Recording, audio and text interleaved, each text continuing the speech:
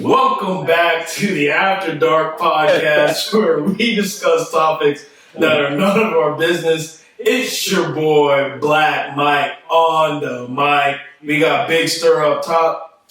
We got Bow Wow on my lap because he thinks he's a little pup. In a couple months, he's gonna be this big ass nigga and he cannot be sitting on my lap. But it's chill right now. Make sure you like and subscribe on YouTube. Ring the notification bell so you never miss an After Dark episode. Follow, give us 5 stars on your audio platforms if you're feeling ever so gracious. 3 stars if you're being truthful. But I don't know. We've been in the flow. So 4 stars if you're being truthful this week. God damn it. We out here working. Give us 4 stars. Shit. All right. So. Another pod. What is this? This is episode 33. Filming the 14th of November. You'll be listening to it November 15th.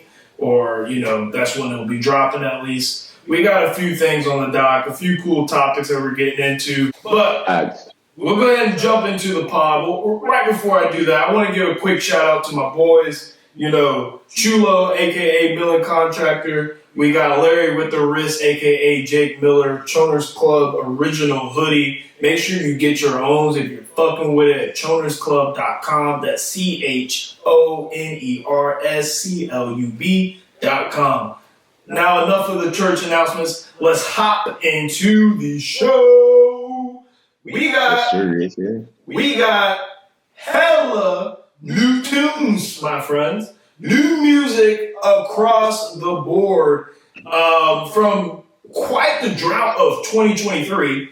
It has been an absolute drought, must I say. I was going back, listening to old music. There was nothing coming in. Everything that was all the mediocre shit that was flooding in, especially the beginning of the year, I tried to convince myself that I liked it. I couldn't even tell you what dropped at the beginning of the year anymore. There's been some good gems. We obviously had Travis drop.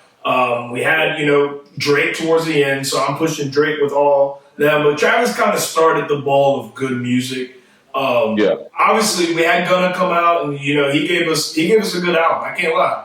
Gunna gave us a good album, and he was a diamond in the rough because it was rough for sure. But that's not the case anymore. All the big names are coming out in the fourth quarter, and especially the last couple weeks. And we have a ton of good music, and I just want to break it down, hear what Sterling's listening to, what I'm listening to, and what's out here, what's missing the mark as well, because some shit's not always gas. So Sterling, what's hot out to you? What do you want to shout out to first? What are you listening to? Yeah, man. Obviously, as per usual, since Drake has dropped, I've been obviously listening to a fuckload of Drake. Like that album is best album he's ever dropped. I'm just gonna go and say that right now. Best album. Whoa, that's a hell of a take right there. Best album he's ever dropped. I don't want to hear any debates about it, and we will not talk about Point Blank. Period. Well, this is not a Drake topic, so I'm not gonna take your bait and debate with you. Even though I'm fucking itching, but no, it's not a Drake. Okay, go ahead. But obviously been listening to a ton of that. But aside from that, that's like the obvious. And, sprinkling in the Travis as well, because, I'm a stan. But, yeah, obviously the Kid Laroi just dropped, well, not obviously, but the Kid Laroi just dropped an album, man. And it's some sad boy shit. Like, I can't cap, like, he's got that, because that's like the Juice WRLD thing. I was never a huge Juice WRLD fan, right? Like, I never was with it, but like, the 2 songs I've been banging the most, obviously the song with Future on it, What's the Move? That shit hits. And then Deserve You is a little bit sadder. And I ain't gonna lie, bro. The real sad boy. Are you okay, bro? Like, you telling us you want 2023 to end? He's on his sad boy. Like, dude, at the beginning of this pod, when I asked, how are you doing? How's life, bro? That's the time to vent. That's the time to get it out here. This is a safe place. It's a room. It's ears and eyes of nothing but 1% niggas and bitches who ain't hung up on their ex. This is a safe place. It's just a good song, dude. I can appreciate good songs. That's half of Drake's album too. So it's like, that being said, and I've rounded back because obviously I didn't get a chance to really listen to Offset's album in detail. It's good as fuck as a good album. Yeah, and since I've been seeing, like, I obviously seen the On the River. I'm sure you've probably seen it too, but the On the River, like, freestyle, like acapella type shit with his son, that like got me back on to listening to the album. Yep. And then yeah, our man Jack Harlow finally dropped that snippet and made it put it into a song. "Loving on Me." That shit is gas, but it's gonna get old quick. It's already getting old to me because I'd heard it a million times before for a month prior. I mean, yeah, like I'm just looking at my light songs, bro. Like my most recent, you know how like on Spotify or like whatever, you use Apple, but like it goes in like chronological order. You could put it that way. Let me piggyback off that "Loving on Me" because I got a few thoughts about that. So first of all, Jack Harlow is the king of the TikTok rollout, right? So he's got that mastered. We can go ahead and say that he knows how to generate a #1 hit just off of his little TikTok rollout, letting it go, and he knows exactly what like little clip of the song is the right, just enough to show you like, oh my god, I need to hear this, and then he drops it, and everybody goes listen to it, and like boom, like that, it just works like magic. He's got that soul. But both times, I have been extremely underwhelmed. Extremely underwhelmed. Let me tell you this, and I know I'm kind of, I might be jumping on a fence because all I've heard, people come up to me all the time. They'll be like, "You heard the new Jack Harlow song? Like, the song is gas." They'll play it for me, and they're like, "Oh, isn't this so good?" And to me, bro, it sounds like some Macklemore type shit, like some like that real like kiddish type rap. Like, I don't know, I can't get into it. It always feels like what he shows us in a TikTok video feels like, oh, okay, he's just showing us the little breakdown of the hook, and it's gonna build onto something. But it literally just be like that is what you're gonna get as the hook. Like it's very, to me, it sounds very lazy. The verses are pretty good. I like how he does a lot of the spelling incorporated with his verses. AKH, alpha. Yeah, that's just kind of fire. That's fresh. But his hooks, they're just like, I don't know. I feel like Jack Harlow's like these, like that hit, the last one, what was it? First Class. Those are just not going to age well. Like those are not timeless tracks. They're quick cash grabs, but as far as aging,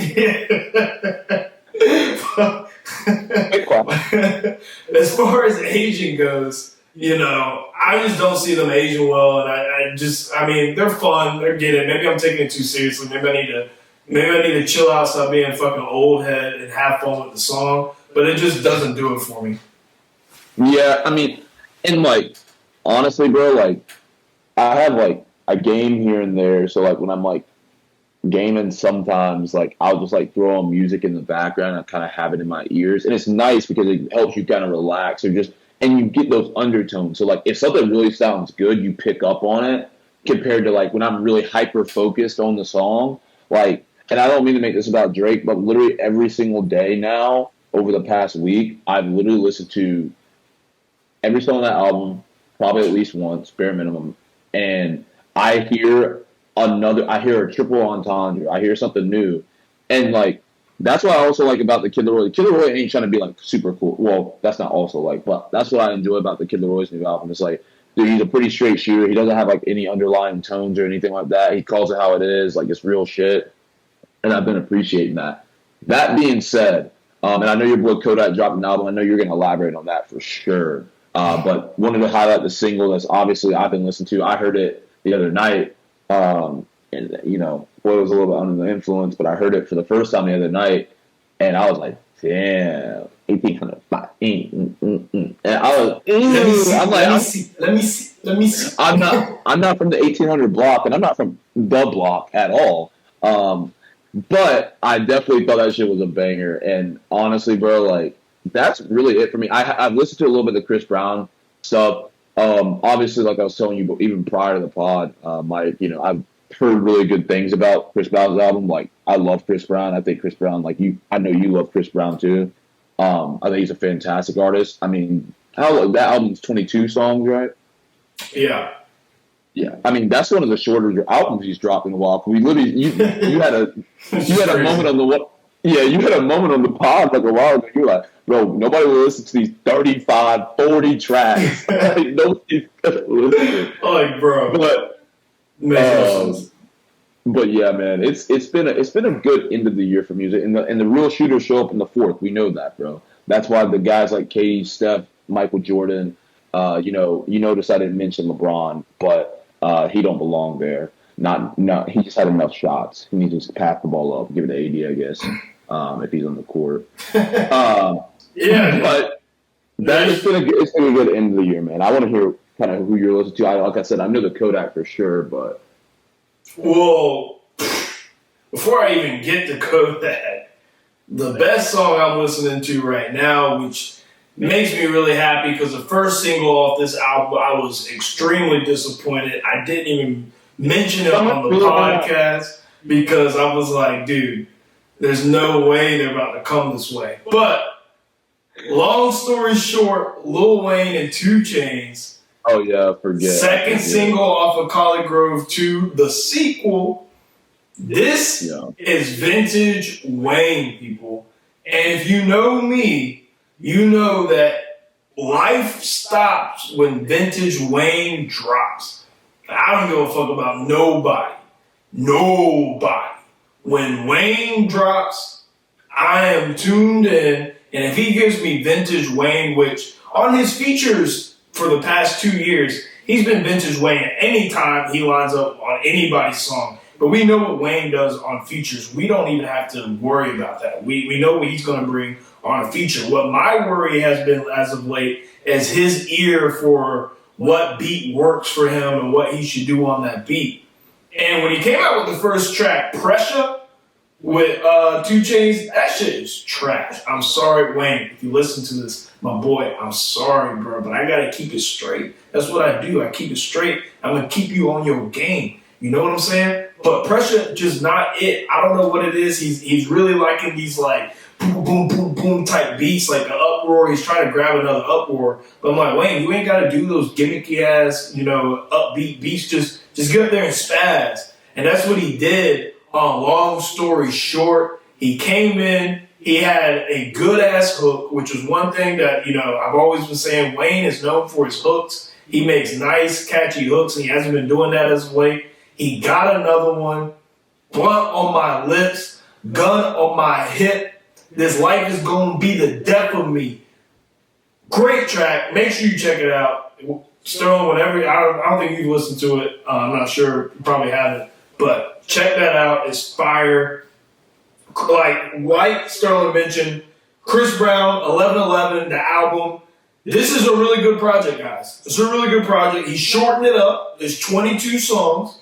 It's 22 songs. It's 1111. I would have been fine if he just, made it an 11-track album because that's what I really want. I just want a concise, give me your 11 best tracks. And that's what it sounded like he did on the first 11 tracks. And to be honest, as good as the album is, I haven't finished the whole track. Chris Brown makes great music, but everything he does is exactly the same. Can we be real? He's like Lil Baby, Da Baby, and Megan Thee Stallion, all those one flow type people. That's what Chris Brown be producing, but it just never gets old. Like his voice is just it never gets old. It works on every beat. And so when I'm listening to these songs, even as I get down, I'm like, damn, this song's good, but I feel like I heard it, so I don't need to listen to the rest of this album. But just to name a few that stand out to me, That's On You, featuring Future, really love that song. The girl lost her way, shit wasn't added up. Never thought you'd let a lame nigga change the way you move. Chris, I feel you, bro. For y'all bitches out here letting lame niggas change the way you move, shit. There's probably a girl out there saying nigga, you the lame nigga. You gotta tell her that, hey, if a lame nigga making you move like that, bro, you need to just get your ass in the gym because you obviously are not as confident as you need to be, honey. Why do we do that as men? Why does a guy gotta be a lame nigga because he took your bitch? You let a lame nigga change your ass. Why does this nigga gotta be lame? You be broken up with her for 10 years, but man, you changed for a lame nigga. I'm a lame nigga. This nigga make twice as much as you make. You flew on a jet. He flew on a jet, bro. Like, you got a big old house. Like, you got big old house. But you switched up for a lame nigga. Bro, I'm living off I'm living off scraps right now. I know you eating that creme brulee and shit, that caviar. You were eating ramen. Remember when I took you to Applebee's on that first date? Shit. We'll get into that too. That's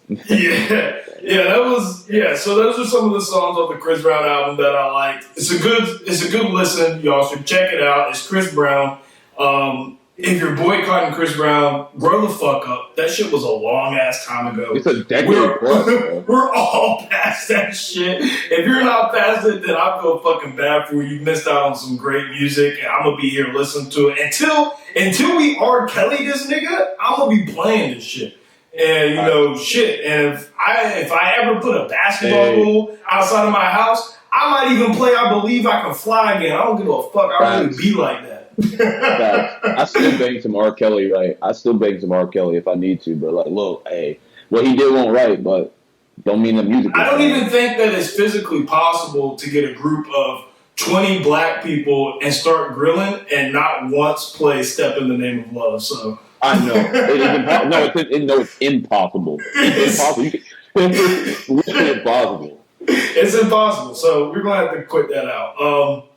Some other good stuff that I heard that came out. Trippie Redd, he dropped an album. It's 7 tracks, very concise, very cool stuff up here. I personally like it. I understand that Trippie Redd is definitely a niche sound, and you either hear it or you don't. And if you don't hear it, I can see how it just sounds brutally terrible. It's basically like Playboy Cardi. But guess what, guys? I can hear it, and I like it. I thought there were some good, cool ass tracks up here. I literally like every song, but maybe 2 on this thing. Van Cleef Island, the anime sample, that shit goes hard. I think it's a good album. It's a good listen. You also check it out. If you don't like Trippie Redd, then that's on you. I get it. And then lastly, the last thing I'm kind of listening to right now is that boy, the kid Kodak. The misunderstood rap child. Y'all don't get that Kodak might be one of the most talented guys to come out. In my opinion, he's definitely the most talented rapper to come out of that 2016 freshman class. That's just my opinion. Yeah. That's my opinion. 21 goes crazy, but like 21 goes crazy. Obviously, we know what Uzi can bring from a fan's perspective, but none of them are hit producers like Kodak. On a consistent basis, he keeps himself to hit. I remember to this day when we were listening to Super Gremlin in New York, and we were like, man, this shit's trash. 2 weeks later, it's the biggest song in the world. Literally, that's exactly how it happened. That's exactly. we were listening to Night Talk, like, oh, we're banging Night Talk. Night Talk's a banger. And I listen to fucking Super Gremlin, like, what the fuck is this? Yeah, bro, like, this shit's trash, bro. Yo, now I'm out here eating fake perks. Exactly. I'm not doing that shit, but Kodak a wild boy for that. He wild. Alright, so yeah, Kodak had a song. He started off with Kylie Grande, which I thought was like, damn, that's fire. But he also a horny ass fucking, clout chasing ass. He put it as a first song. So if Kylie or Ariana Grande listen to his music at all, they gotta click on the first one. He got Kylie and Grande up there. He basically asked them to twerk something for him at the beginning of the song. Damn, I hope they listen to this song and do a little TikTok trend off this bitch. At least Kylie. I don't think Ariana got anything to twerk these days. But Kylie, if you heard that track, bless us all and start a little TikTok trend. Because not only will we be able to see you twerk something to that song, but everybody else will do it as well. So that was awesome. Obviously, Let Me See You, the song Sterling keeps referencing is going crazy. There's a lot of cool stuff. It's basically your typical Kodak album. If you like it, he's spitting some shit out here. He's got some, it's a lot of slow tracks up here, but, really talking some shit. So check it out, man. It's packed. There's a lot of music going on right now. It's a good time to be listening to music. There's not just rap out here, but, it is what it is. I mean, I've been low key getting my Brent Fayez bag, the top bag. Okay. Bro, I'll tell you a quick story to like I didn't just get introduced to Brent Fayez. I've known who he is for a little bit, but one of the people I lived with not too long ago, he was a big fan of Brent Fayez and always play it. Super great guy. Actually, I shout him out, Dresden. Super great guy. And he would listen to us like toxic ass, it's toxic. It's so bad. But I mean, listen to him like, fuck yeah, hell yeah, that's what I'm gonna do. I'm gonna make sure I manipulate her and then tell her she was wrong. Manipulate and gaslight. Let me write that one down. That one resonated with me. I've been listening to, and he's like good R&B, man. Like good R&B is like a tough thing to be able to find. Obviously, Drake nowadays, mixes R&B. For sure, yeah. Yeah, he mixes. Drake mixes hip hop, rap, and R&B kind of in depending on the songs together, and then it's difficult on a lot of in the genre that we all usually listen to, being hip hop now, to even get a pinch of that. So yeah, I've been listening to a little bit of that, but sounds like isn't Lil Wayne Haitian as well? Yeah. Sounds like you might have. Yeah, right. Sounds like yeah. I think he's a Haitian baby. I know he's from Louisiana, so he probably is Haitian. Sounds like you have an affinity for the Haitians. These Haitians. No, it's the sound. I've always said Kodak is a Lil Wayne baby. It's the sound. Lil Baby's got that same kind of I don't know what the fuck he's saying, but he's spitting type sound, and I don't know. I fuck with it, but Kodak is versatile as fuck, bro. He hops on a beat and has a completely different flow every single time. He never got the same flow. That's for sure. But before we hop off music, I do want to make sure I shout out. I saw today that Andre 3000 is dropping a new album this Friday. True. 8 tracks. Each title is a thesis statement. Some long ass fucking titles, but I'm excited for Andre 3000. I don't think he gets enough love. He definitely doesn't get mentioned enough when we talk about the old greats. I think as far as lyricism goes and flows go, I think he's, second to none almost. Aquemini is one of my favorite rap albums. So yeah, I'm excited for that. Yeah. And then also speaking of music, if you guys haven't seen, they don't have no tickets in North Carolina, which is fucking dog shit, but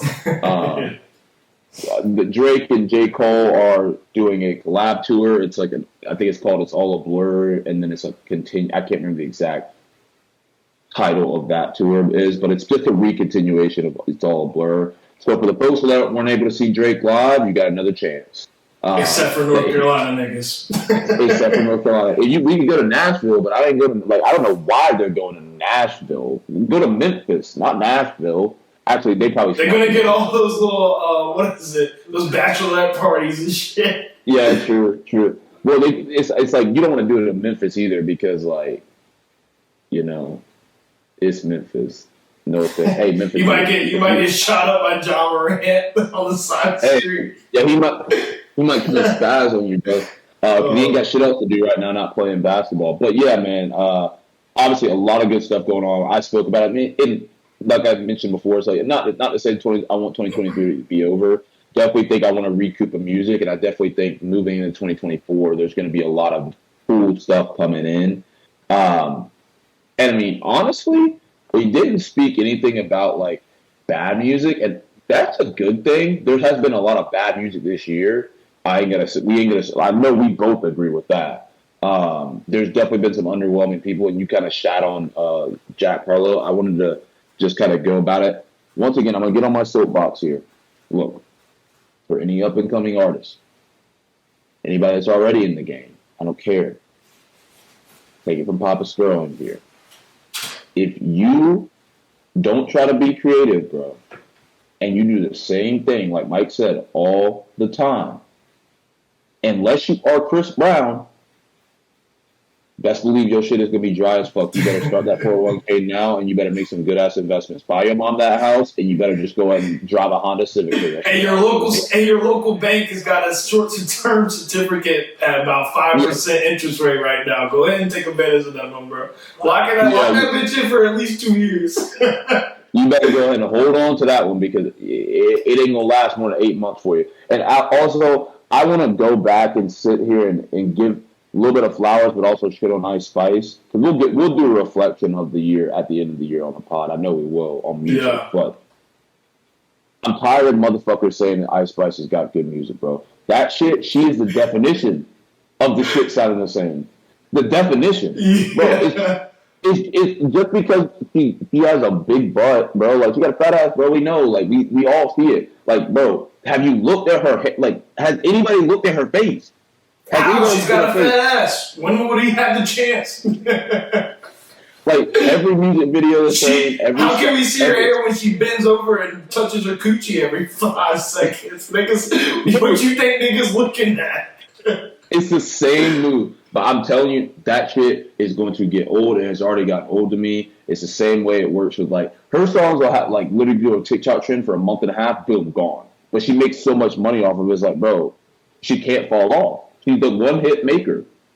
So, didn't want to shit on her for a second, but also give her flowers because she has kind of helped, like, I don't want to say help sexualize TikTok. That's probably the worst thing to say. She's definitely... She's helped sexualize TikTok. Was it not sexual enough for you at first? We just need an influencer to come in here and really turn this bitch up. Nah, you just gotta get professional adult actresses to do that one for you. We call that OnlyFans, Sterling. I think that's the app you're looking for. Yeah, OnlyFans do, and OnlyFans girls, they're multiplying 5 to 10s every day. I love it. And breading the fuck up. It's crazy. Yeah, you're talking all that shit. I make $15K a month easy. I'm like, thanks, dude. Did you see Bad Baby posted what she made like this year on OnlyFans? No. 1 month she made $18 million.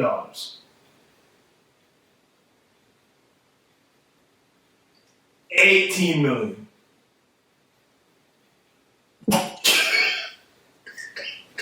Let that sit in real quick.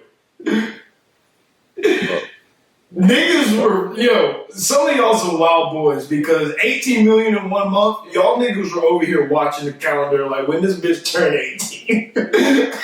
Cause like, what the fuck? That don't make no sense. But those types of girls, bro, like, cause like people like Corinna Kopp, like people that are like public figures and aren't known to be like obviously over sexualized, they'll like charge. Like, I've done my research, folks. Like, I've done my research. It don't mean to say I went and bought the stuff or none of that. But I see how much they be charging for some of these videos, these pictures. Like, they be throwing like $99.99 at you for a bundle of 5 pictures. You get a bikini picture. Bro, they're finessing you. They're finessing you. Like, don't fuck with OnlyFans girls, bro. I don't care if you're a girl on OnlyFans right now. You hear me, bro? That's not a 1% move. If you're claiming her, you need to remember she is for the streets. Future said it best. For the streets. She's for the streets, bro. For the streets. Like, if you're not claiming her and you're just doing your thing and getting what you need, bro, oh, do your thing, bro. You know what I'm saying? Like, look, Mike, you and I both would probably say the same. Ain't nothing wrong with she, if I ain't claiming her, right? But claiming her? Like, if my boy Mike said to me, yeah, man, I got this OnlyFans shit. What? If you start claiming her, and then your ass is in the videos, my nigga drunk off that shit. He living his fantasy life right now. Cause some of y'all niggas not only cuffing, but then y'all dumbasses be in the motherfucking videos. Knowing damn well you ain't got no business in the motherfucking videos. Well, think about it like this: if she does I think the only way it would work is if she does OF, right? And she starts dating you, you guys become serious. She's like, I only want to shoot with you.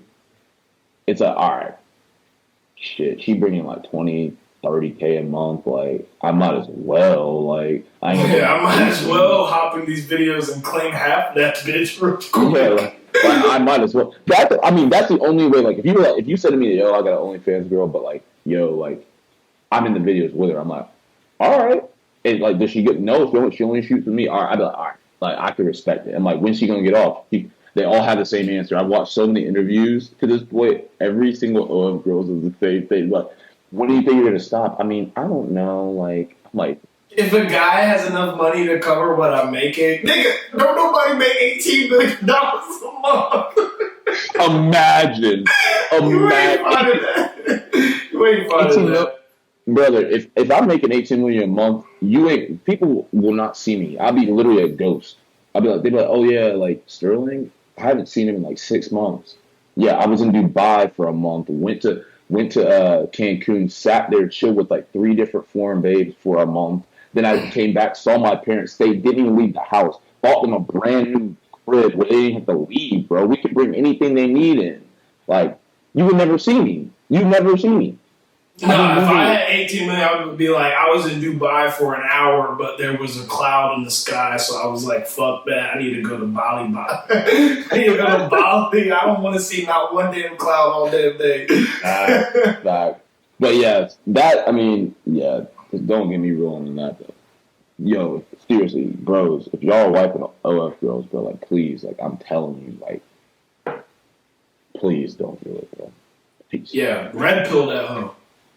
Yeah, seriously, like, legitimately, like, I ain't trying to be that guy, but, like, seriously, that's just not good. It's not good at all. Speaking of music, as we kind of were just in, but it's not the best segue I've ever had, but speaking of controversy, point blank, period, as you know, Young Thug has been under trial for the past God knows how long now. But if you guys didn't see, the Georgia judge, actually, what's the word I need to use? It's a legal word.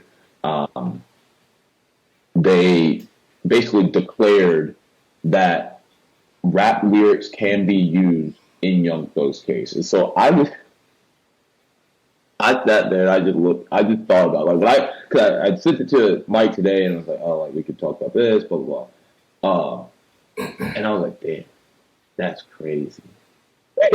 That's crazy. Like, so first off, is this even fair? Because we've kind of had this conversation a little bit before, but not necessarily in detail. And what does this mean going forward for any type of necessary RICO or just like rappers or people that use lyrics, musicians in general that use lyrics to convey a certain message, even if it could be fictitious? What does this mean going forward for the game and how it's going to be going about? I mean, 2 things could be true at once, right? Like, no, this is not fair. But 2, like, y'all niggas are giving every detail of that crime scene. Y'all like, bro, y'all are writing a damn fucking script for a TV show. You're basically drawing up the whole setting and how everything happened from your rap lyrics. Y'all just have to move smarter than that. But it's not fair, though, because how do you decipher what lyrics are real and what are just lyrics? That's where the tricky part becomes. And, you know, no matter how clear the lyrics are and how much they resemble the case you're working, you can never figure out exactly what is real and what was him just saying it. Like, sometimes rappers, especially rappers nowadays, they fake hard. You know, they buy their way into like being gang affiliated, and so they gotta keep paying their dues. So those guys stick around them and they keep like protecting them and holding them up like that. But they ain't really out here. Now some of them are, and I'm not. You know, don't get me wrong. I'm from the suburbs. I'm a suburban nigga. Joko. Born and raised, my nigga, only black family in my neighborhood. It was really like that. Yeah, so I'm not over here trying to figure out who's really out here gangbanging and who's not. That's none of my concern. I don't play cage games. I'm not into that. But all I'm saying is, a lot of these rappers nowadays aren't even really rapping shit that they're doing. Most of the time, I feel like they're rapping shit that like they see happen or shit that just sounds cool. Like, that shit sound hard as fuck. Like, I don't know, I shot the nigga in the eyeball. Like, that shit sounded dope. I didn't know a nigga really got shot in the eyeball last week. Like, sucks for that nigga. But it just shows where the problem lies. Because if I go in there and I go in a booth and I say I walk down a dark alley on Glenwood and shot a nigga, and then it just so happens that someone within like a month's vicinity got shot on Glenwood in a dark alley. Like, bro, that's a mad common scenario. You have no clue whether I'm I'm describing that scenario or if I'm just, it's not a mad common scenario, it's a big coincidence, is what I'm saying. But yeah, so I don't think it's fair. What it really sounds like to me, it sounds like they're trying to get Young Thug. They're making, we've spoke about this, but they're going to make a statement out of him. He's not getting out. He is done for. That shit's a wrap. Shit was looking good for him for a little bit, right? But the fact that the judge said that you can use lyrics for that, he basically wants Young Thug to go to prison. There's a vendetta versus him, and they're going to make sure that happens. He definitely listened to the song, what was it? Take this shit to trial. We can tell the judge, we're going to take this shit to trial. Judge said, all right, trial then, nigga. We really finna take this shit to trial. But, I don't like it. I don't like the precedent it sets. I think that, it's cool right now. Maybe it works right now, but I can easily see the government overusing this and abusing its power and just using it to lock up every rapper that gets hot at any time. We're going to take away a lot of greats that way. So I'm really not rocking with it. I mean, if we're being honest, and you start using lyrics for everything at this point, start indicting dudes, putting them in jail, whatever, unless you're like that nigga Drake, who still is, like you said, definitely admitting that he had a part in killing this nigga X. And God forbid, him and Young Thug might have done it together. Now that I think about it, like the connects are crazy. He could go. So imagine so I'll get to the question, but imagine if Drake's so deep in this shit and Young Thug's got him connected, and Young Thug was the orchestrator and all that shit. I could see it. I'm on my little conspiracy soapbox, but like. It's one of those things. I mean, when it's speaking of like lyrics in general, like obviously for this particular case, I remember just like not too long ago, the federal government, which state and government, obviously, or state and federal, if you guys don't know, are separate. And there's certain types of trials that go to federal and that people push on the federal versus letting them stay at the state level. You can look that up on your own. But they just passed something recently where it's like you can't use them, but I think there's some ramifications around it depending on like the class of the case and all types of like there is some legal bullshit. The lawyers know what they were doing, like lawmakers know what they're doing, so there's always a loophole to get around whatever law they make. I mean, I agree with you. Obviously, I don't think it's right. I mean, yeah, like I think most of the time these guys are rapping, especially nowadays, about legitimately what they've seen. It's like, oh yeah, like you said, I saw that dude get his eye shot out, and then that nigga ate it. Like, that shit crazy. Like, okay, but if someone actually had the eye shot out and ate it, you probably did that shit. That's way too specific. You probably did that shit. Also, all right, what's the statute of limitations if we're just gonna decide that we can use lyrics for crimes? Because it's so like Rick Ross' days are numbered. Because he said he put a roofie in that bitch drink and she didn't even know it, which is still one of the wildest lyrics to drop and be mainstream, like song by verse.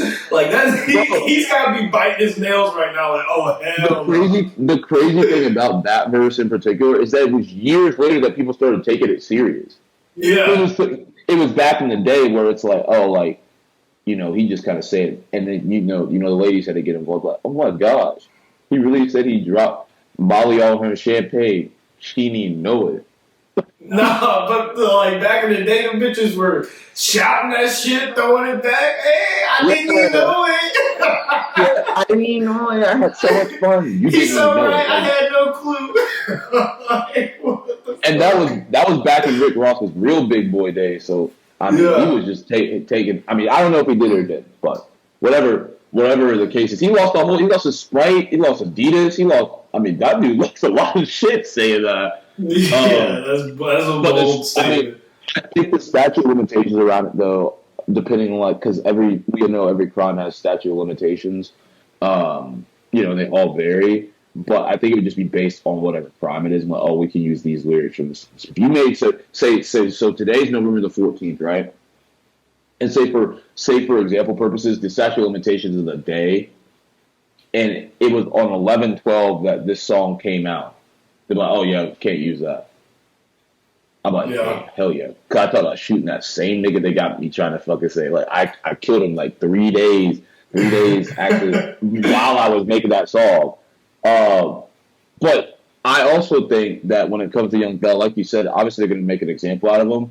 But we talked about this, and it's one of the biggest things, the biggest takeaways I had from our conversation that we had at that time was like, if you're going to like censor essentially or use what these guys say, guys or gals, against them, like, where is the artistry? Like, where do you like put in? Because there's literally hood rap. It's a genre.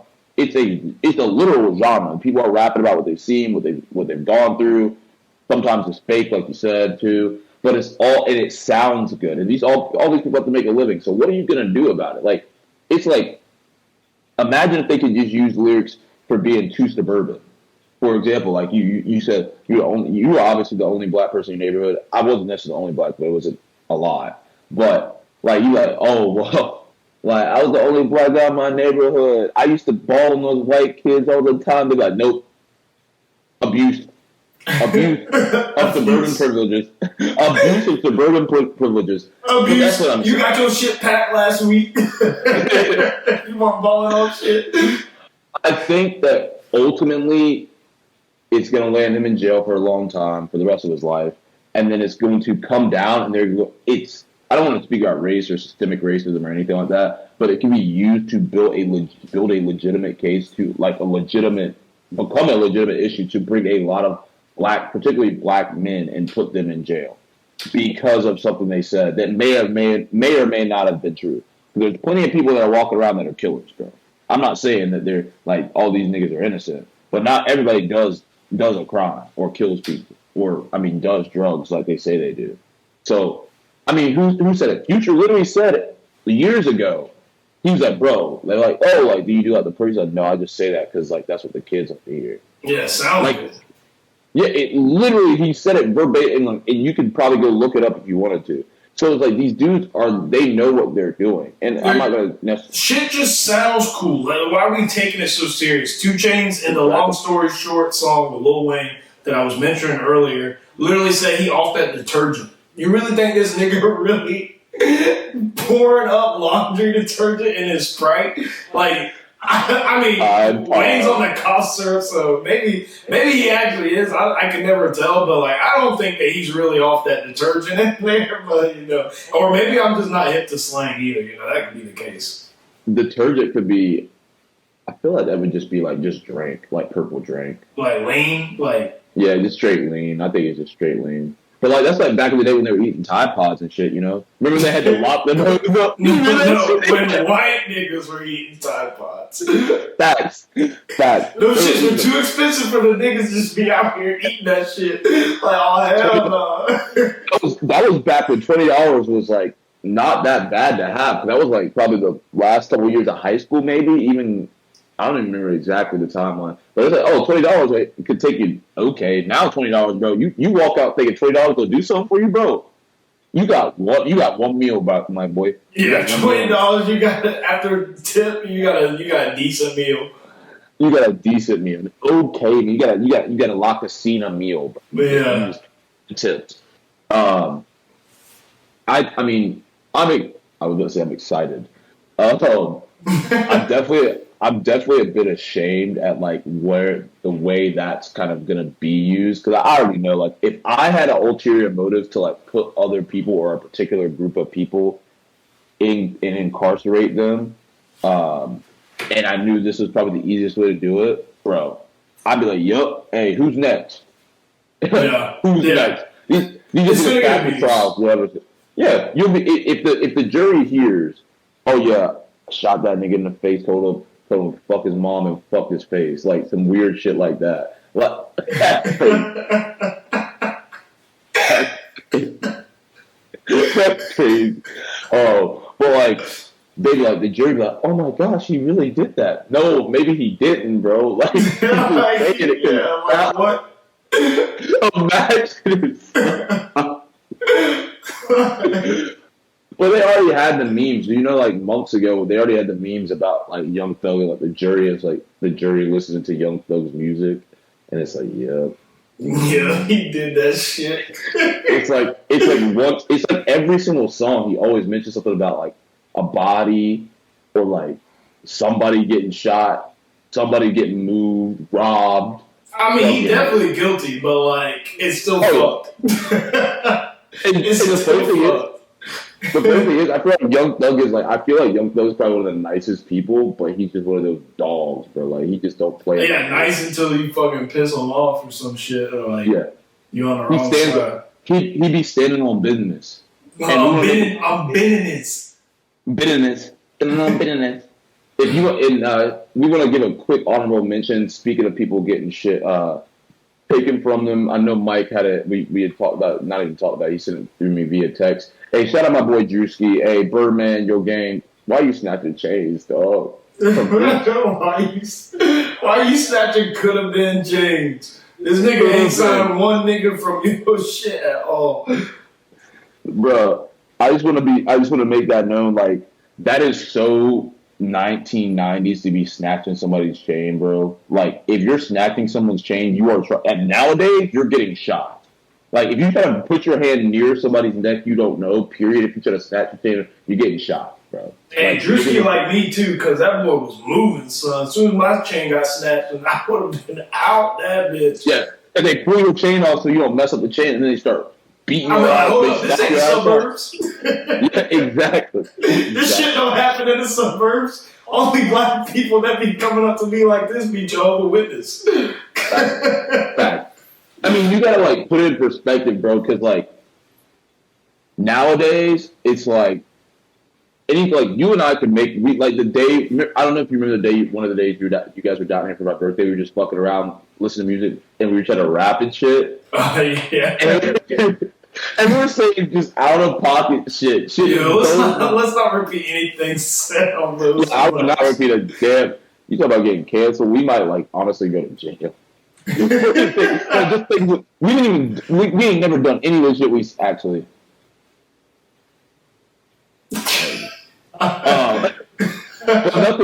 Nothing illegal. Nothing illegal. But yeah, it's like we were just joking around, fucking around, you know, and like trying to make a good rap.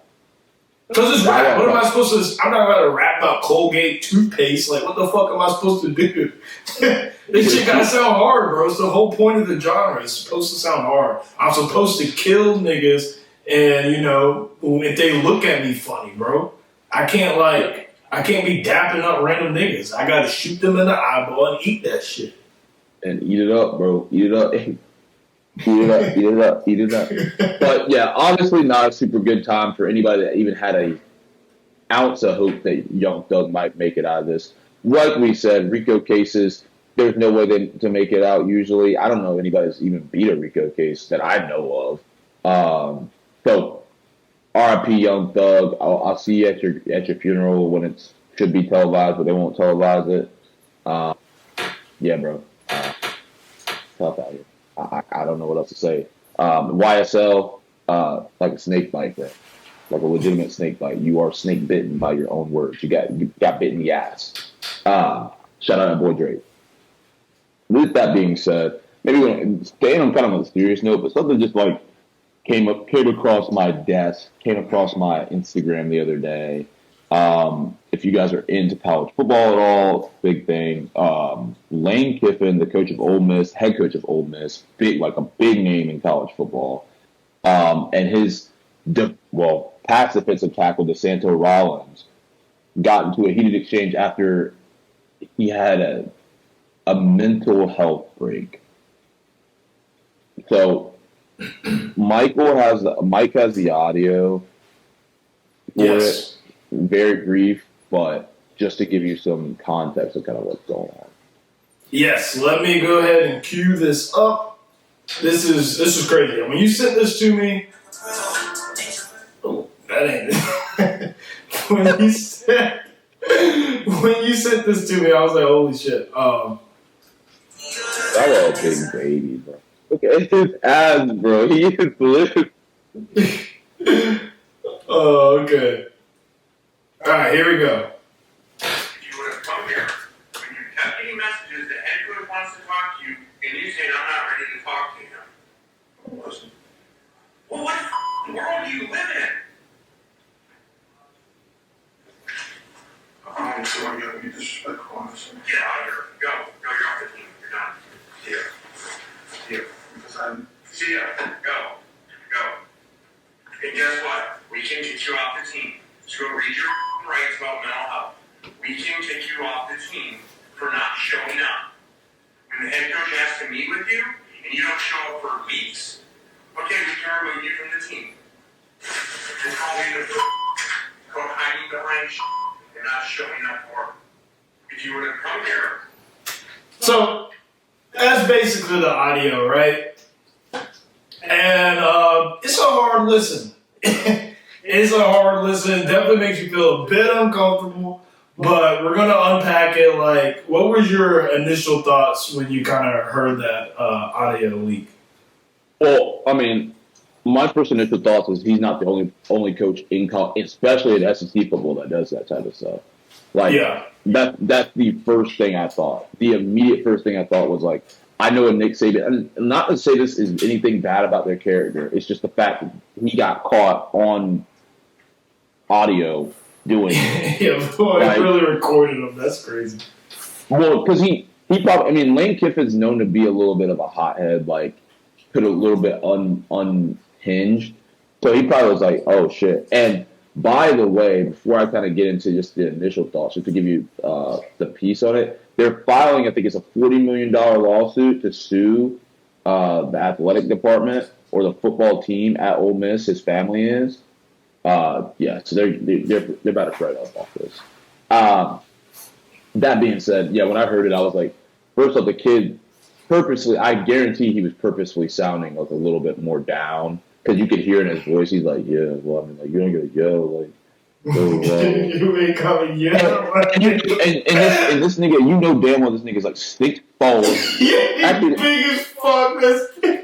Let me look at He's a fucking defensive tackle. You can beat the shit out of Lane Kiffin talking about you ain't got yell, bro. Dude, you're telling me this 6'3", 305-pound dude is sitting there talking like that? No. I mean, I'm not saying that Lane Kiffin was right for it, but like he wasn't there for 2 weeks, bro. 2 weeks they asked to meet with him, and he said his mom told him to take a mental health break. Bro. Look, mental health is important. I wouldn't have thought the same probably like a year or two ago, being 100% honest. Definitely an important thing. Everybody needs mental health breaks. 2 weeks is OD, but like whatever you're going through, handle your business otherwise and get in focus back on what you got to do. Because like Lane Kiffin did say, I'm not necessarily defending Lane Kiffin, but I kind of understand why he's a little bit pissed off. He definitely went over the line a little bit, but like he called him a pussy. That's some great. I mean, he kind of he goes on just a tangent, obviously, on like how he feels about people doing that type of stuff for mental health. But like in reality, it's like if you don't show up to work, no matter how good or bad your mental health is, they can fire you. Like they can fire you, especially in the state of North Carolina. They can fire you for anything and don't have to tell you why they fired you. They can be like, you could be the highest performing dude on the team. They're like, Mike, we don't want you to work here anymore. It could just be because you were too black for him one day. Like just a little too black. I mean, it could be anything. So, in reality, like this kid's probably getting NIL money to some degree, like a little bit of NIL money, and he's probably on scholarship, right? So, like, he is getting technically paid to play. So it's like, bro, what was your mom thinking? Like, you could take like a day or two, but like 2 weeks is. No, I can't. I don't feel bad for him, but I do. You know what I'm saying? Like, I do and I don't because I don't know what was going on in his life. I hope he's all right. Obviously, Lane Kiffin's gonna get his shit shafted. But yeah, man, like it's tough to listen, but like I've never been coached like that. I've had coaches yell at me pretty intensely. Like I'm full with like if you're in my face yelling, that's a whole different story. Like you get in my face and start yelling, we got problems. But like if you're yelling because you are mad, because that's the way I am. Like you expect more from me. Okay, I get it. But like this was a complete. You didn't even give him like an out. That's the thing. He wasn't like, "Are you not going to do this again?" Like he was like, "Nah, you're off the team. We could do that. We could do that." I'm like, yo. He just said, "Fuck." I don't know if this kid's like a backup or something. I don't know what his thing is, but yeah. Let me see what you think. I know it kind of went on there. Yeah. So I kind of get where you're coming from because, and I hate to always be this guy, but to me, there's always, there's always two truths and there's always two sides to it, and you kind of have to look at it from an unbiased perspective. I'm someone who, when mental health is truly at play, I go through that and I take care of that with caution because that's a real thing. Like, and people can get in real slumps and they can get really bad and it's bad for your anxiety and all those things, right? And it can be really hard to like just get out of bed some days. Mm-hmm. But at the same time, Lane Kiffin has every right to kick you off the team for not showing for 2 weeks. And it wasn't like you said, I'm not showing up because of a mental health break or whatever.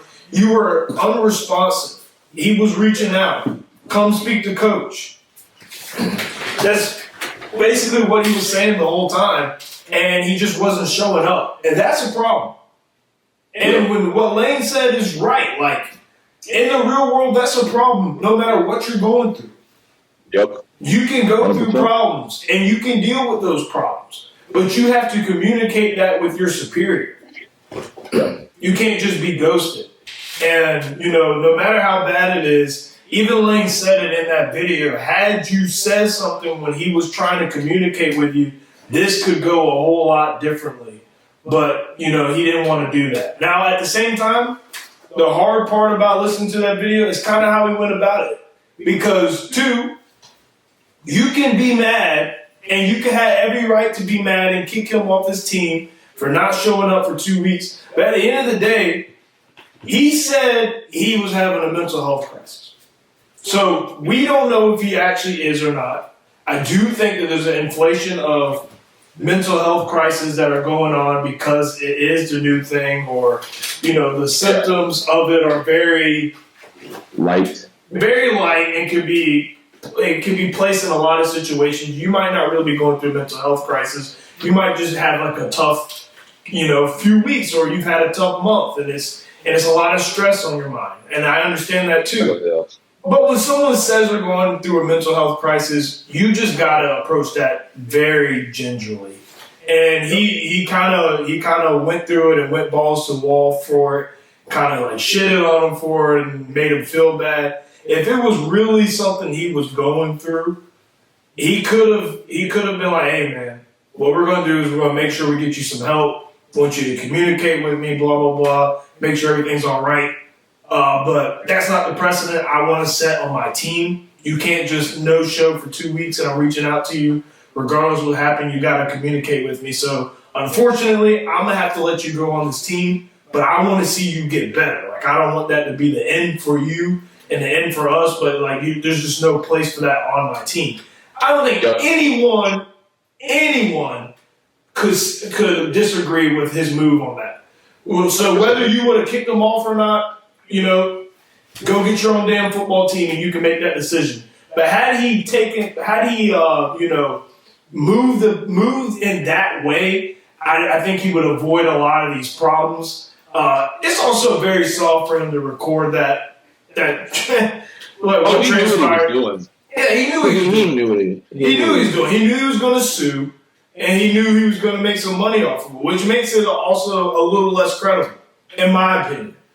In my opinion, if you go in there recording, then you're going in there in hopes of a reaction. And if you hadn't spoke to him in 2 weeks, then, you know, and this is your first time speaking to him, you know something's about to go up. And you playing a part, and blah, blah, blah. Had like this blown up in front of somebody on their cell phone, and somebody else was recording, that's different, because that's just raw. That's raw, it's unexpected, but he's kind of like setting the scene for him. And so it's a lot of tricky. It doesn't sit well, the video of how Lane reacted. But at the same time, he's not a completely innocent guy in this situation either. Like I said, though, I want to, you know, take caution because he did mention that mental health was at play. His voice inflection, you know, felt like there was a lot of, there was something there. Whether he was acting up, see, I can't give him 100% because he recorded. So I don't know if he's acting for the camera because he knows he's the only person who knows it's being recorded. Yeah. So who knows how he would have moved in that situation? Because you know Lane might have been fucked up if it wasn't recorded for like calling the man a pussy, bro. Like yo, okay, we finna find out. But yeah, it's crazy. He's not going to get $40 million, no shot, but he's going to get something.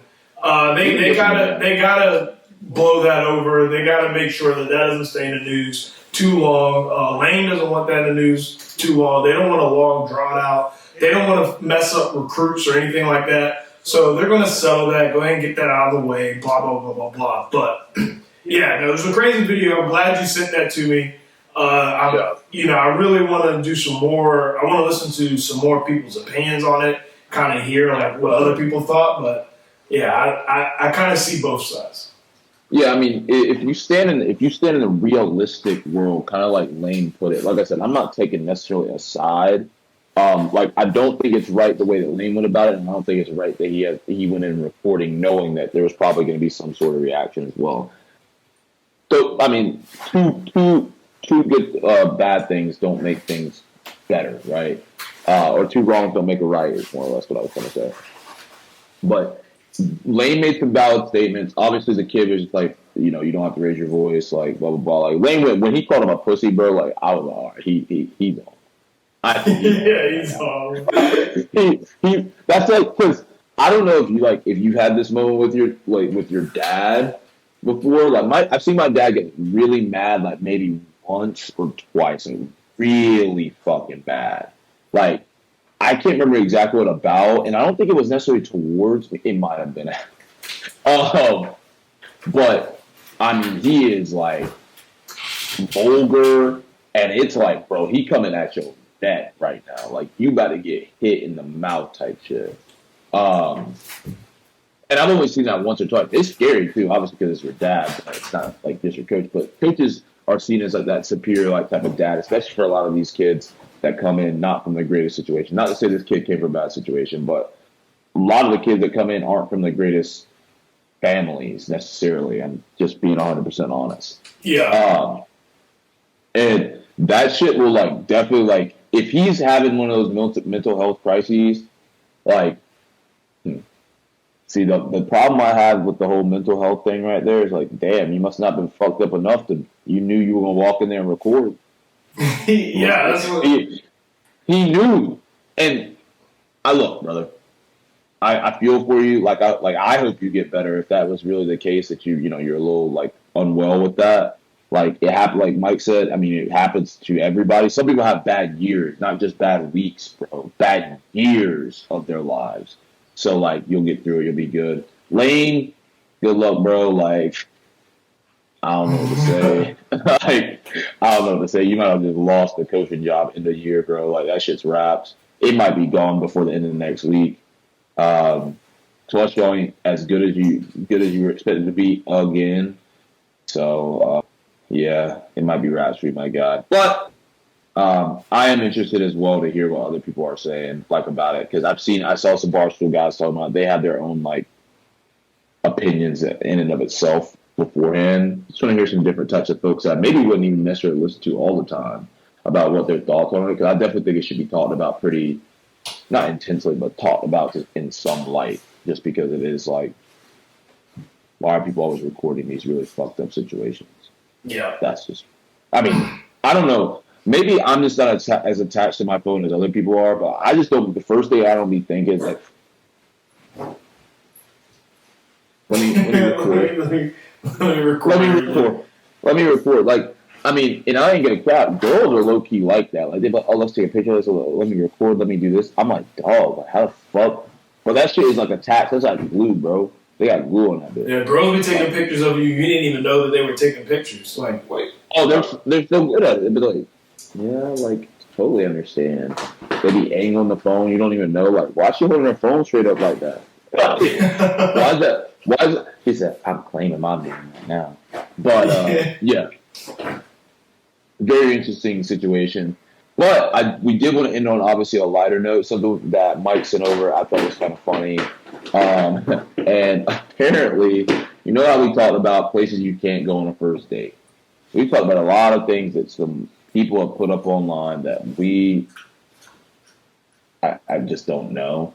But that being said, as of late, there's been a list surfacing of music you can't play in the kitchen. My brain just exploded there.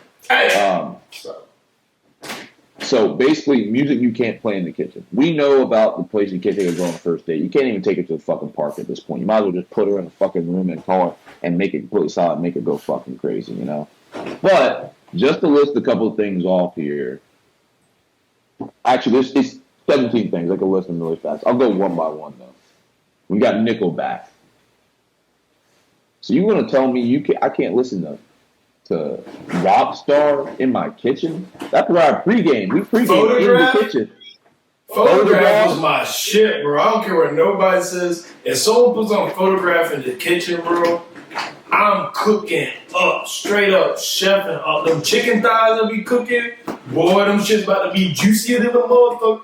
Look at this photograph. I mean, that's out of pocket. I mean, like, there's the ongoing joke that nobody wants to listen to Nickelback, but we all love Nickelback deep down. Like, everybody does. Then there's Stained. I don't know who the fuck Stained is. Yeah, you ain't got to worry about me playing that bullshit, because I don't know who the fuck that is. And if I don't know who you are, I probably don't want to know, so. Exactly. Gore, I think it's like an EDM music thing. Yeah, once again, I ain't playing no EDM in my kitchen. It'll be way more chill. I ain't trying to be that upbeat. I don't even want to cook in the first place, nor do I want to hype myself up for the dishes that I'm going to have to do afterwards, because I know damn well I don't want to do them shits either. So I ain't going to be listening to none of that. Exactly. And then there's country music, which, honestly, bro, if I'm in a mood and I want to listen to country music, I'm going to listen to country music. That's just what it is. Yeah. It is so dope. Yeah, I just don't want my face to be seen while you making this take. So go ahead. No, I'm just like, I mean, there's some enjoyable country music, and I know you know some songs too that don't. I'm not sitting here. I don't listen to country music often, but when I do, I know certain songs that I like to hear personally, and that's just what it is. Yo, if you play country music while I'm cooking, bro, I'm officially done cooking, and you better take over. Don't play no damn country music while I'm cooking, bro, because now I feel like I'm a house nigga. Why do I feel like why am I in here cooking, and then my wife friend come in here and start playing some country music, and then now I feel like a house nigga, and I'm over here looking out like, yes, sir. Yeah, man, I got you. Coldplay is out of pocket, bro. Coldplay and Post Malone, they're both out of pocket. Why would you not be allowed to play Coldplay? That's what I'm saying. I actually enjoy Coldplay, and Post Malone seems like kitchen music. That's out of pocket. What? That it's out of pocket. Any 90s alternative rock with the exception of Incubus. Whoever the fuck Incubus is. Yeah, why you have to specifically say, with the exception of Incubus, like, nigga, who is that? He's like, with exception of Incubus, of course, because everybody loves Incubus. Nigga, who? I don't even know who the fuck Incubus is. An alternative 90s rock. I mean, there's some 90s rock or 80s rock that you probably listen to. I don't think about 90s, but definitely some 80s rock you could listen to, but 90s. Not alternative at least. And Incubus is not included either. And then no overly vulgar music or subject matter. That's 2 rules against Burgore. Okay, brother. They put Nickelback twice. I forgot. Wait, we just gonna brush through no overly vulgar language? Nah, if what I'm kind of racist ass list is this? Like, they basically said no nigga music while I'm cooking kitchen. You can't play no rap songs, nothing like that. Who the fuck made this list, yo? That's fuck. I don't know. Any remix of, well, I gotta go in order. Sorry, I'm sorry. I'm just like reading again. I'm just like looking here and like, bro, vulgar music is vulgar. Like overly vulgar is different. Like, and nowadays, like I feel like unless I'm listening to like Sexy Red, where she's saying "lick my pussy," like eat my crap, like, like, okay, I'm not playing Sexy Red in the kitchen, bro. Like, I ain't playing Sexy Red really at all, bro. Unless I just want to do stuff. Like, that's it. But like overly vulgar is like I could still handle. Like if you're really pressed about cuss words, like you might just need to go back to kindergarten, bro. Like we adults now at this point. Like if you got problems with cuss words, you can get the fuck out.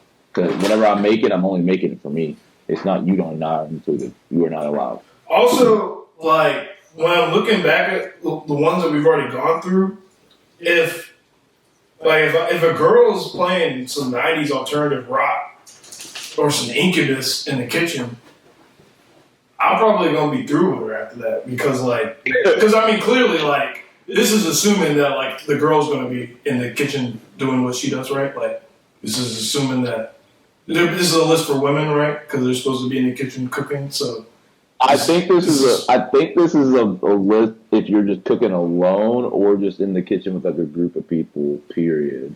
Well, I mean, but clearly this has to be for women because they're talking about in the kitchen. Right? Like, am I missing something here? Can you go back over this list? Am I missing something? Did they have, like, does it come with instructions? What is I think I'm missing something.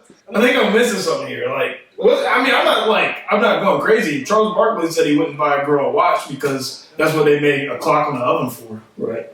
Like, No, I mean if that is under the subject, because I'm not. If you want a meal, like I mean, I can make a dish, but I'm gonna be the only one that likes it, type shit. Like I make it for me. I be shorting myself, bro. Why do I hate myself like that? Like I'll really be cooking like a dish that's just edible because I'm hungry right this second. But like exactly, I'd be taking no time with myself at all. Like, nah, this looks fine. Any type of meat you could possibly marinate, you got the time. You got at least a few minutes earlier before, like a couple hours before you can marinate. Like, nah, fuck that. I'll just grab it later and just fucking throw some salt, pepper, some seasoning salt, fucking whatever the fuck else. Some fucking soy sauce, fucking color, paprika. Yep, that'll work. And you try to make it fun. I mean, and I've said that before, but and the subject matter shit on number 8, bro. Subject matter basically means I essentially like nothing about like probably like the gay community, about like shootings, about fucking anything. Like you can't. It's basically have to be mindless music. 90% of what I listen to is rap, so you know, there's bound. Number 8 is definitely getting. I'm breaking that rule almost anytime I play music in the kitchen. So music, period. And then Nickelback twice. Nickelback twice on here is just so out of pocket. And then Uptown Funk, bro. Oh, nah, that's OD in the kitchen. To be honest, bro. I fuck. It's just a mood type of thing. Like I don't know. Like if I'm in a good mood, like I just go listen or whatever. I feel like it'll be a good vibe. No, because now like I feel like everybody's got to start line dancing, and we just trying to cook. We just trying to eat. Stop your dancing because that you too into the music. If you play Uptown Funk, like you too happy and shit. Like nigga, stop, cut that music off, stop dancing, and finish this food so we can eat. Goddamn it. I mean, low key, like I mean, I listen. I've always listened to music while like with my headphones on. Like I'm alone, so I just be vibing. If it's multiple people, I be trying to like appease other people. But Miley Cyrus is out of pocket too. I play It's the Climb anytime, bro. It's the Climb is her most goated song, bro. Bro, I will play that anytime. It doesn't matter. It could be the middle of a party. I play It's the Climb. Oh yeah, you know that pan's gonna be sizzling too when them teardrops start running down my face and land on that hot ass eye. I can see it, bro. That is so like who actually made this list, bro? Because this is like excluded. What can you listen to? Green Day. I mean, like, I mean, I can listen to Green Day, but I'm not gonna go on my way. Green Day was Dirty Little Secret, right? I'll give you my dirty little secret. I think that is. Holy Don't shit, tell it. Damn, that's crazy. That aged me like a motherfucker. That's an old ass song, bro. We old as fuck. That's crazy. Yo. Little secret. Yeah. And then Never Gonna Give You Up. Never Gonna Give You. I mean, that's kind of vibey. Yeah, I mean, it's a vibey song. And it's the beat. It's just a little high pitched, not super hype, but it can be hype. It's like kind of cool undertone. Mumble rappers. Yeah, this is racist ass list, yo. This is a racist. He said, in case I wasn't clear with number 8 that I was talking about rap, let me go ahead and put it in here again. None of that bullshit, yo. The only black artist that can be on it here. gets worse.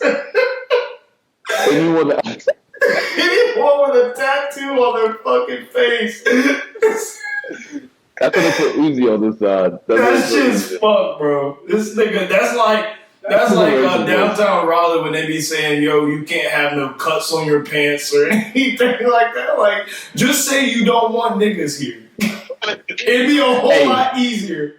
They like, they'll like outline what they look for to like when you walk in. It'd be like skin tone, like white, Hispanic, black. It's like X. They said that the Friends theme song.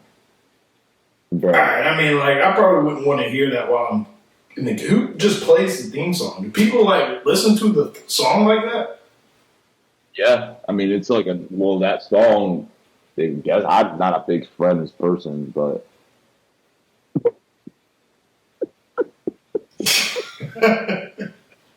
Any remix of Funky Town, bro. These people, they don't care. They're like, nah, bro. If you are black, I'm telling you, there's only one black artist that you could listen to in the kitchen. And technically you couldn't because Darius Rucker is country music too. Yeah. What you want to listen to? Fantasia? Want to listen to fucking Mary J. Blige?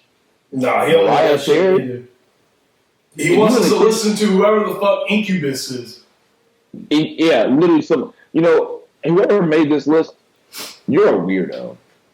Yeah, fuck you. There's something wrong with you, bro. Because I'm gonna tell you right now, and I'm assuming it's got to be a dude that made this. If he specified Incubus like a weirdo. This nigga racist, yo.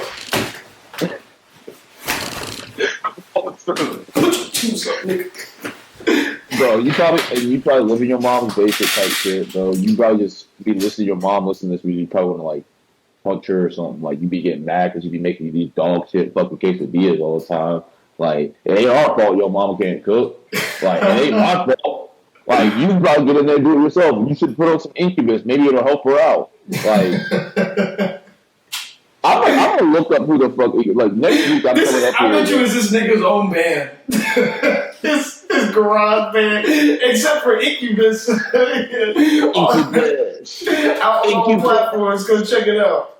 No, we gonna get chewed up. Somebody's gonna be like, bro, how you not know who Incubus is? They're only the most legendary rock band. I'm like, nigga, did you not hear our commentary the whole time? We have melanin in our skin. I don't know who the fuck no Incubus is, yo. Who are you talking about? Bro, like I mean, see, we're pretty culturally silent. We know like rock bands, old like famous rock bands. Like, we know enough. Like if I ain't never heard of Incubus, like bro, like they are irrelevant. No, but that's the thing about rock, bro. Rock's got so many like bands, and white people just expect you to know that shit. Like, yo, do you know that? You ever heard of that one band? Oh, they're so good. It's Dirty Doorknob. Like, nigga, what?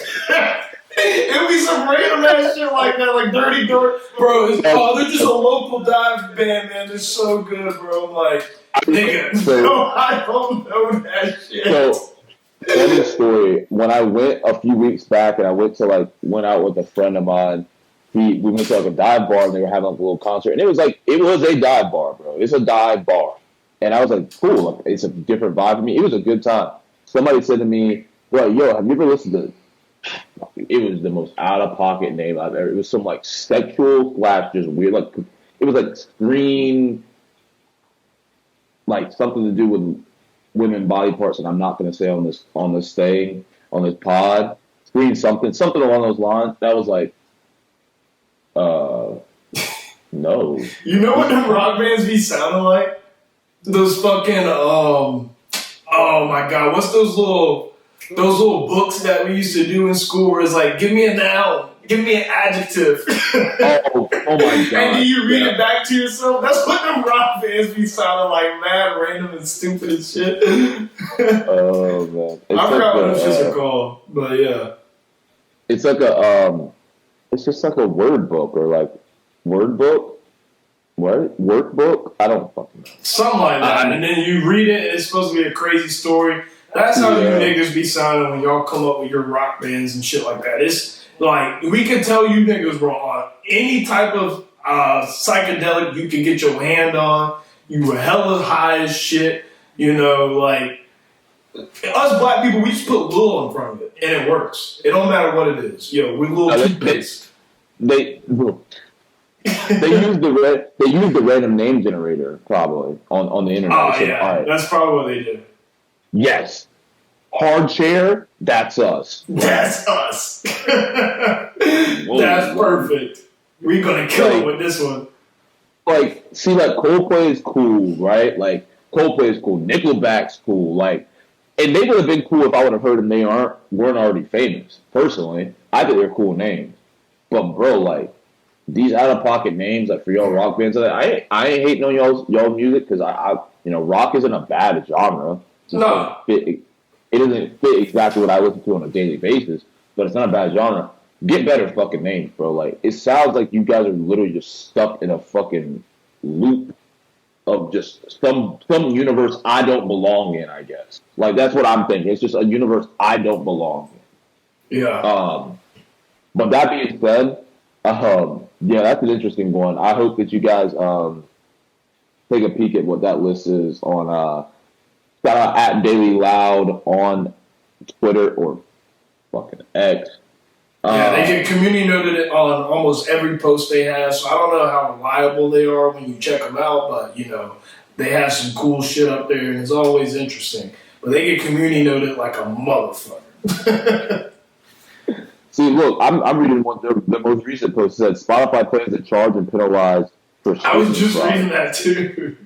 The platform will financially penalize labels or distributors when it finds out that more than 90% of streams on a song are fraudulent, charging €10 per offending track. Bro, what does fraudulent even mean? Like, what do you mean it's fraudulent? It's like, like stream farming? Yeah, like everybody does it. All the artists do it. They all do it, bro. There's no reason not to, because if you pay for it, what the fuck? If you pay for it, it's not hard, and then it hypes your song. Like, like when you go Rap Caviar, right? For all, you've seen somebody said, so as long as it's 89% fraudulent, we're good. Always more than 90% of streaming. Yeah, literally. Like, okay, so I'll just I'll pay to have fraudulent streams up to 89% of them, and the rest of them are good. This guy that plays for the Blazers has to be joking, right? This is why Pandora is the best music app. Nah, brother. Yeah, that's a good trip. Yeah, he's trolling. Bro, we should honestly just have like a segment and just sit there like. And just read through these Twitter. That'd be funny as fucking just. they got the Drewski meme right here. It's like if you put up shit. Maybe I should not say this, but actually, like y'all can better hear this. But we just put up like one of our screens of like Twitter, or Instagram, or TikTok or something, and we fucking just like scroll through and like find something. Like we find a couple videos before. Fuck this. Never mind. Let me shut up. Let me shut up. This is a whole. Actually, let me shut up. Mike, take us on the outro, bro. I really enjoyed the show. Make sure you guys like and subscribe for real. Like on any platform that you listen to. We appreciate it all. And once again, obviously the holidays are coming around, so we know you have to be spending a lot of time at home. That means you ain't gonna be talking to your families, and you can be in your room, be on your phone. Go ahead and give it a listen. Go ahead and give it a watch when you got some time. I know you want to see our pretty faces if you can't hear us on the mic. So that being said, I'll let Mike take us out.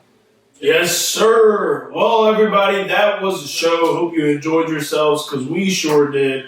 And, we spent 2 hours here, so hopefully, your 2 hours was well spent as well.